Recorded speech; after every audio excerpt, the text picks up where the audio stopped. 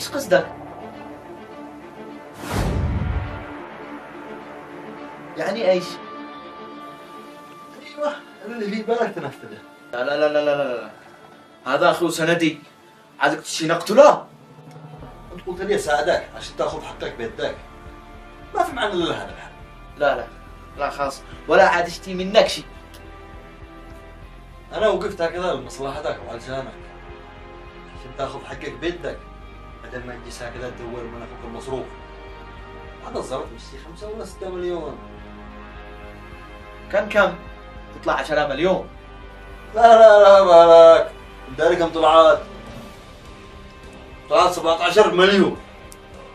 ايش؟ ايوه ما قلت لك 17 مليون. الشحن نعيش خارج ومصروف.